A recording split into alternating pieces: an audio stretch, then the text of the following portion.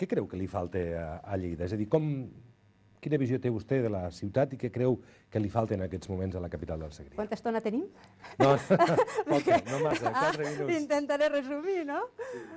Jo crec que Lleida és una ciutat que ha anat evolucionant, com han anat evolucionant totes les ciutats aquí a Lleida, però crec que encara li falten coses, perquè jo crec que en principi li falta un canvi d'aires. 30 anys de govern socialista són molts anys, de govern socialista o de qualsevol govern, vull dir, a vegades fa falta una altra perspectiva.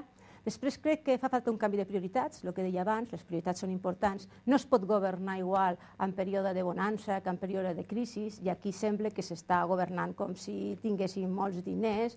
Vull dir, aquí, fins ara, l'Ajuntament tenia les arques plenes perquè hi havia moltíssims diners que venien de la construcció, va haver venda de terrenys per fer, per exemple, el Palau de Congressos. Vull dir, aquestes coses, aunque governar mai és fàcil, però governar amb diners és molt fàcil, molt més fàcil que no.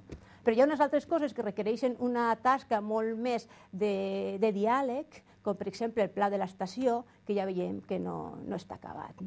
Vull dir, lo fàcil crec que s'ha fet, però lo difícil falta una mica, el dia a dia.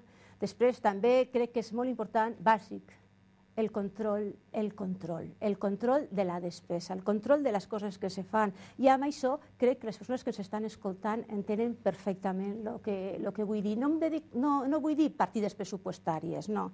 Vull dir com se controlen els diners. El que no és normal és que se faci un pressupost i que després aquest pressupost tingui una desviació d'1,4 milions d'euros, com va passar en el pont de Príncep de Viana, perquè això a la gent no li passa. Jo he fet obres a casa, segur que la gent que ens escolta ha fet obres a casa. Se fa un pressupost, se tanca i d'allí no se surt. No pot ser que per sistema els pressupostos aquí es dupliquen sempre. No, perquè a més tothom sap que quan un fa una cosa fora del pressupost, és un problema.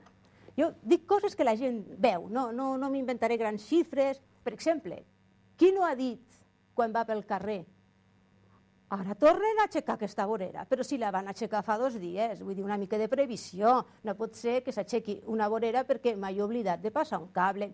Vull dir, totes aquestes coses. El control és molt important perquè a temps de crisi, si no hi ha control, és letal. Després, ja veig que... Una última, perquè ja sé que continuarem... Hi ha moltíssimes, no? Una última cosa que en tot cas li falta a Lleida, perquè li preguntaré ara què és el que li sobra. Ui, què li sobra? Clar, també estaria una bona estona. Moltes, però bueno, primer de tot, li sobra ciment. Ciment per tot arreu, vull dir, les places i totes les construccions que s'han fet, potser hi ha gent que li agrada perquè són molt modernes, però jo soc una mica més romàntica. A mi m'agraden les coses molt, molt més romàntiques, no? Però això és una mica de broma, no? Perquè en realitat el que li sobra són impostos, però li sobren moltíssims impostos. Vull dir, som una ciutat molt cara, l'IBI ja sabem com està, l'IBI és molt gran.